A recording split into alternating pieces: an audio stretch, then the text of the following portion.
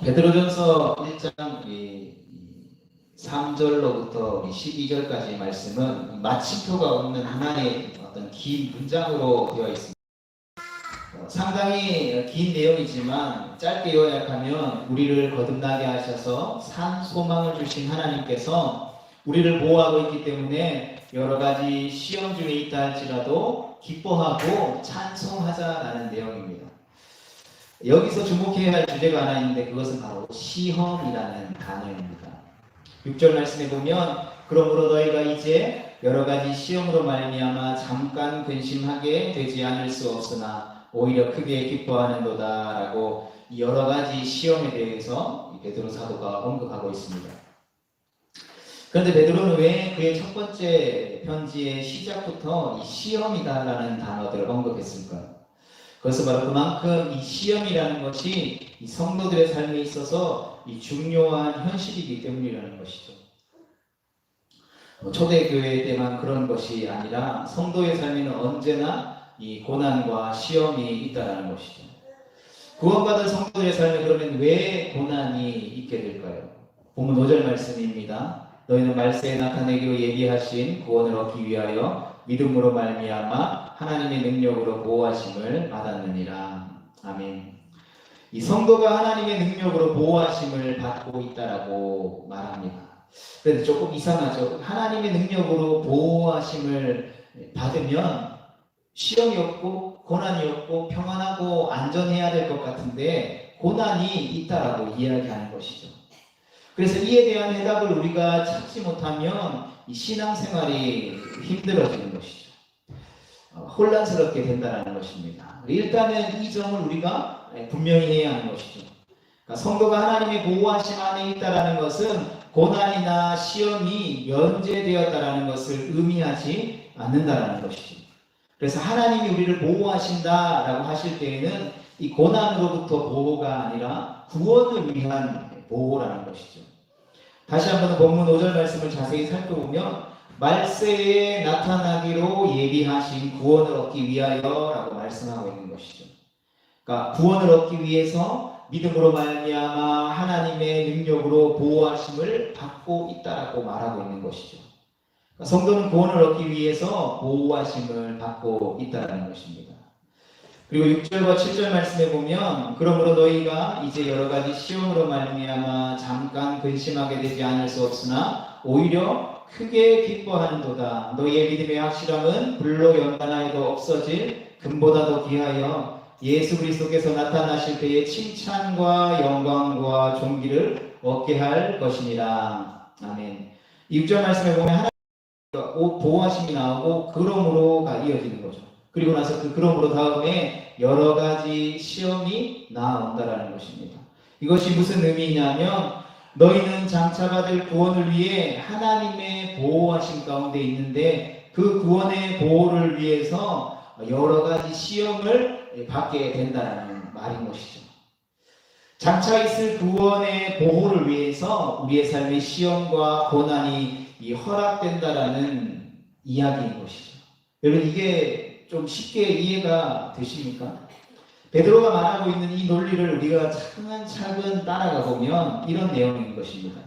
2절과 3절에서는 구원을 말하죠. 그리고 이 구원은 우리가 쟁취하거나 획득한 것이 아니라 삼위일체 하나님이 우리 가운데에 전적으로 이루어 주신 것이죠. 창세전부터 성부 하나님의 주도 아래 삼위 하나님께서 택하신 자를 구원하실 그 구원의 계획을 세우셨다는 것이죠. 그리고 이 계획을 아들이신 예수 그리스도께서 이 성육신 하시는 사건들을 통해서 그리고 십자가와 부활을 통하여서 완전히 성취하셨다는 것이죠. 그리고 성령 하나님은 이 성취하신 예수 그리스도의 구원의 사역을 택한 자들에게 역사하시고 적용시키셔서 죄로 말미암아 죽었던 우리의 영혼을 다시 살리셨다는 것이죠. 거듭나게 하셨다는 것이죠. 그 결과 우리에게 믿음이 생겼고 썩어 없어질 소망이 아니라 영원한 하나님의 나라에 산 소망이 생겨나게 되었다는 것입니다. 이 소망은 잘 됐으면 좋겠다라는 세상이 가지고 있는 어떠한 희망이 아니라 썩지 않고 더럽지 않고 쇠하지 아니하는 유업으로 하늘에 간직된 기업, 곧 말세에 나타내기로 예비된 구원이라는 것이죠. 성도 여러분, 지금 이 베드로는 그리스도인들이 이미 받은 구원과 그리고 앞으로 장차 받게 될 구원을 동시에 말하고 있는 것이죠. 이미 받은 구원과 아직 이루어지지 않은 구원을 동시에 이야기한다는 것입니다. 우리가 예수님을 믿고 제사함을 받아서 의롭다함을 얻어서 하나님의 자녀가 된 것은 이미 과거에 받았던 것이죠.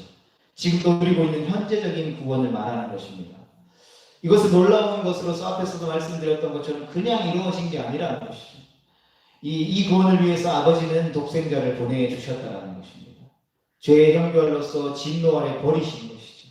그리고 아들은 그것을 피할 수 있는 그러한 능력이 있었지만 십자가에 죽기까지 순종하시고 복종하셔서 우리가 받아야 할 죄와 형벌과 심판을 대신 받으셨다는 것이죠. 죄가 없으신 분이심에도 불구하고 그 결과 하나님과 원수되었던 우리가 죄 용서함을 받고 하나님과 화목하게 되었다는 것이죠.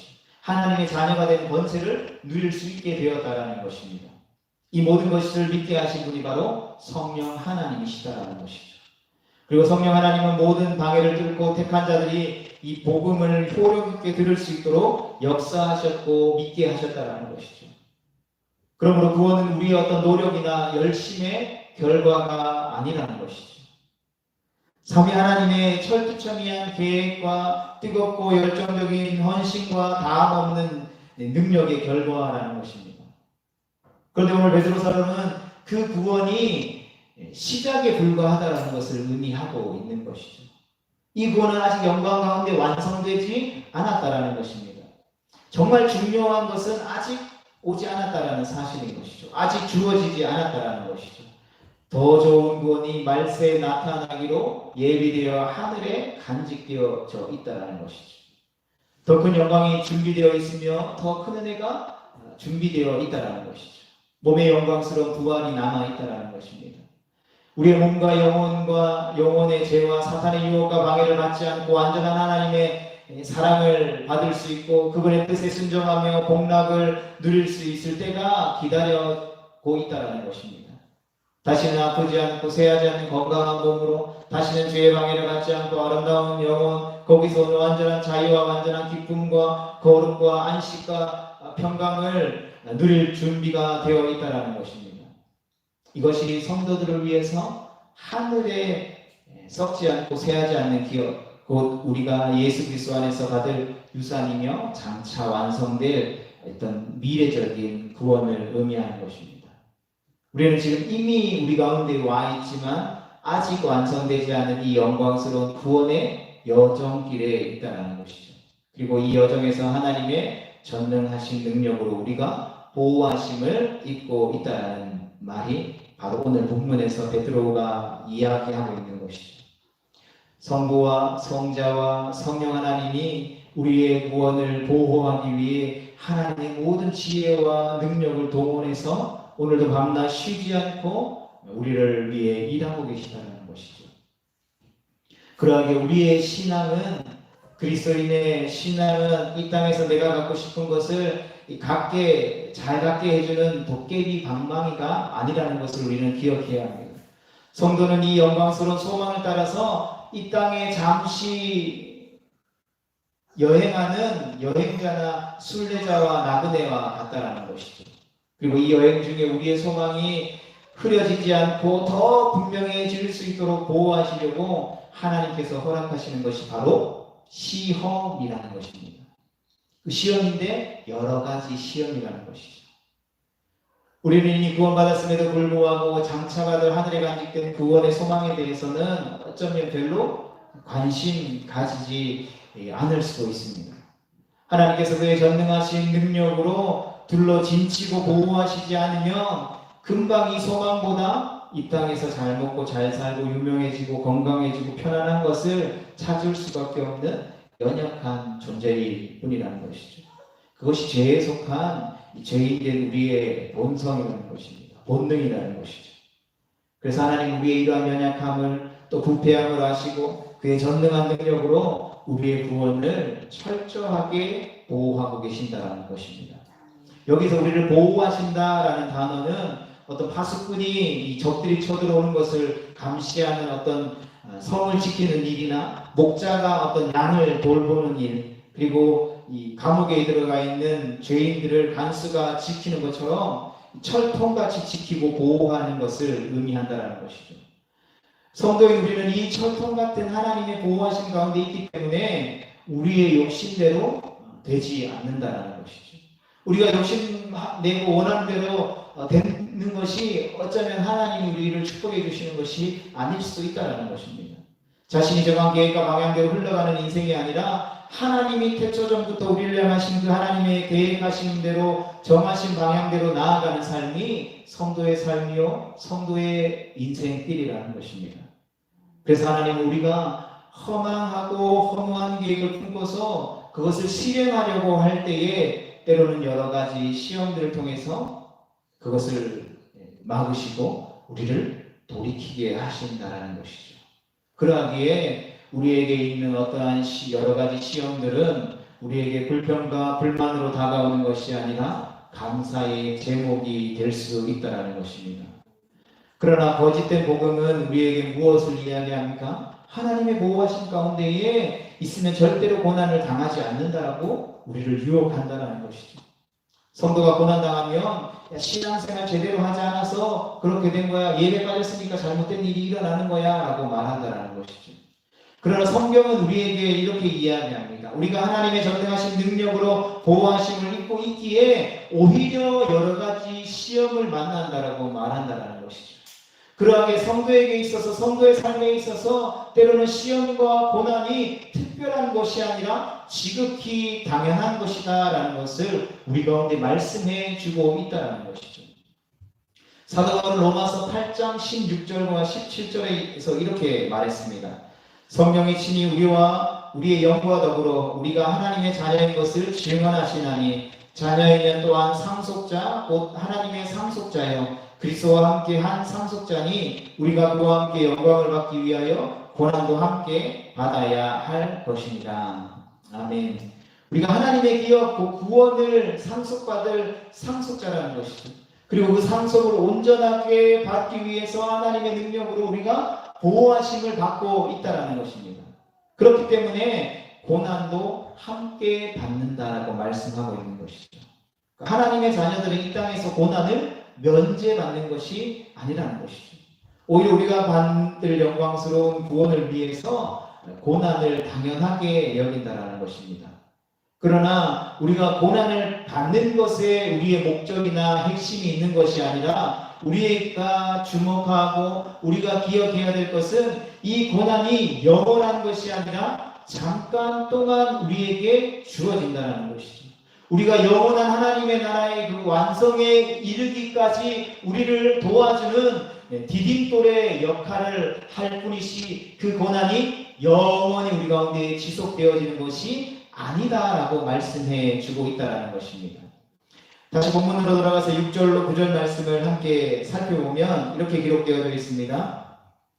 그러므로 너희가 이제 여러 가지 시험으로 말미암아 잠깐 근심하게 되지 않을 수 없으나 오히려 크게 기뻐하는도다. 너희 믿음의 확실함은 불로 연단하여도 없어질 금보다 더 귀하여 예수 그리스도께서 나타나실 때에 칭찬과 영광과 존귀를 얻게 할 것입니다. 예수를 너희가 보지 못하였으나 사랑하는도다. 이제도 보지 못하나 믿고 말할 수 없는 영광스러운 즐거움으로 기뻐하니 믿음의 결국 곧 영혼의 구원을 받음이라. 아멘. 영광스러운 우리의 구원을 보호하기 위해서 하나님께서 허락하고 계시는 그 잠깐 동안의 시험이 우리의 믿음을 불로 연단한 금보다 더 순전하고 확실한 믿음으로 연단시키신다는 것을 우리는 기억해야 하는 것입니다. 고난이 우리를 힘들게 하는 것은 우리가 부정하지 않는다는 것이죠. 때로는 우리를 근심하게도 한다는 것이죠. 그러나 이 고난은 영원한 것이 아니라는 것입니다. 끝없이 고난이 아니라 잠깐 동안 주어지는 고난이라는 것이죠. 이 잠깐의 고난 혹은 시험을 통해서 우리는 보지 못하는 예수님을 사랑하는 자리로 나아가게 되는 것입니다.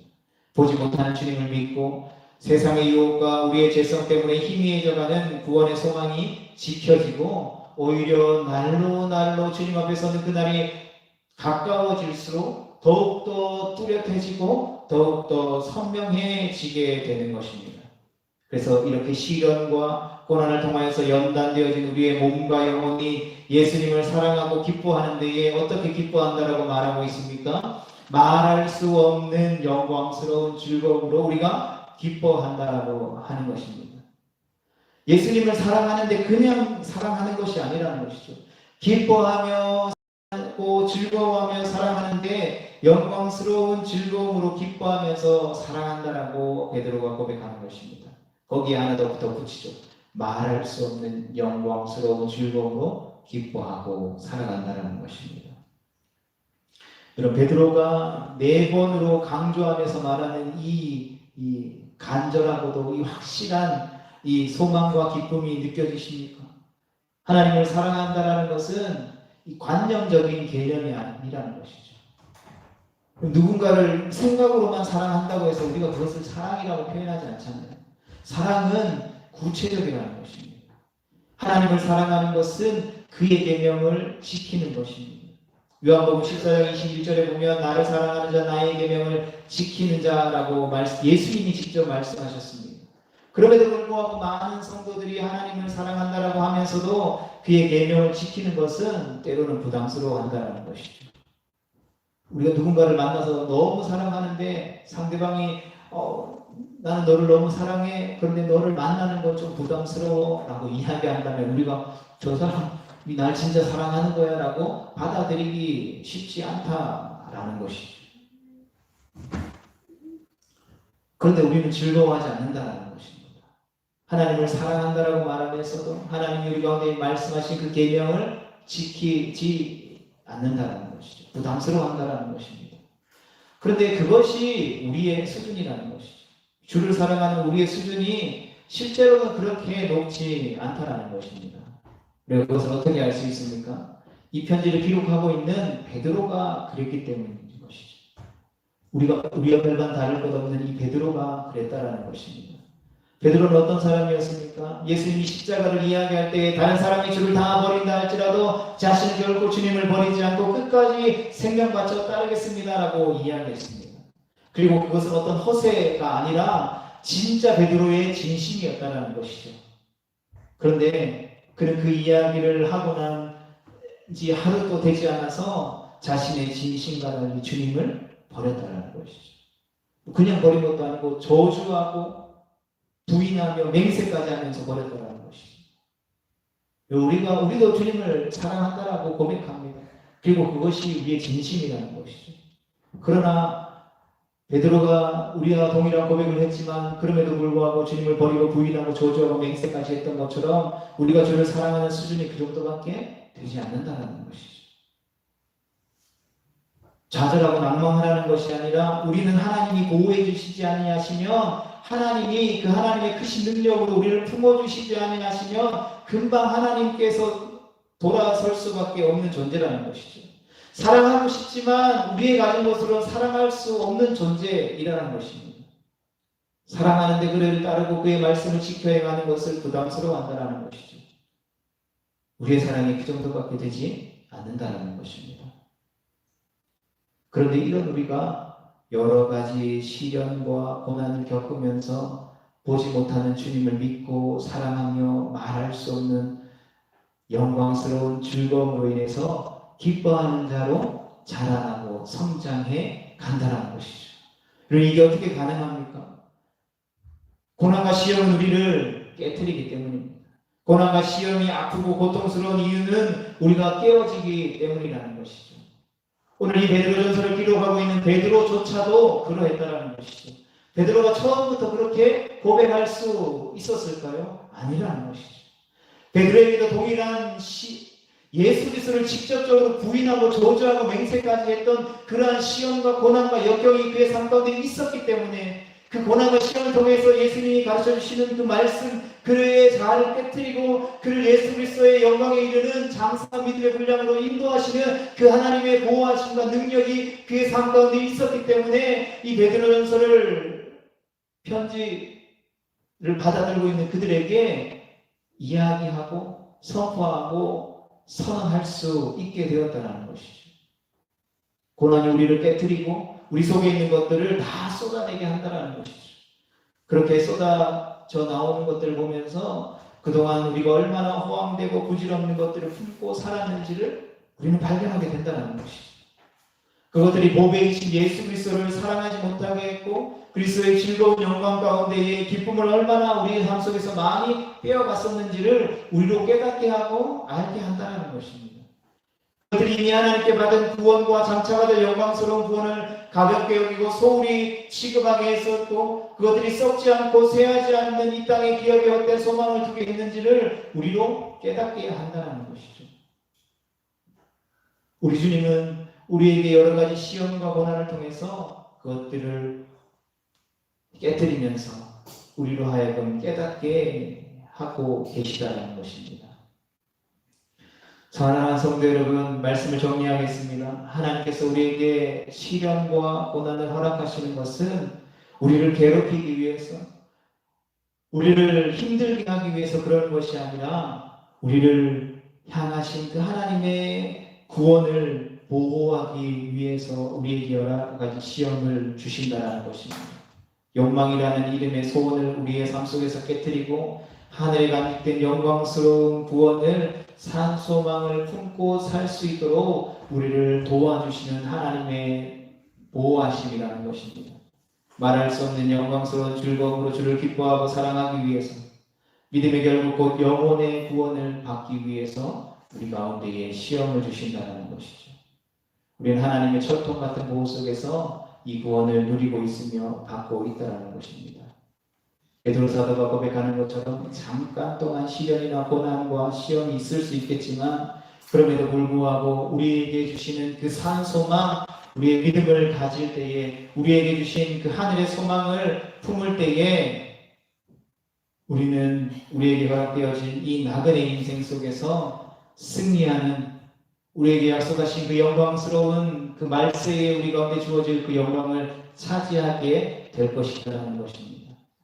바라기는 우리 모두가 이 나그네 인생 속에서 믿음으로 우리의 삶을 바라보고 해석하고 적용함으로 주를 사랑하되 우리의 삶 속에서 말할 수 없는 영광스러운 즐거움으로 기뻐하는 자리까지 그 믿음의 장성한 분량에까지 우리가 나아갈 수 있게 되어질 수 있기를 주님의 이름으로 축복합니다. 그래서 우리 가운데 허락하신 그 하나님의 나라를 마음껏 누리며 소망할 수 있는 복된 하나님의 백성들이 되어질 수 있기를 주님의 이름으로 축복합니다.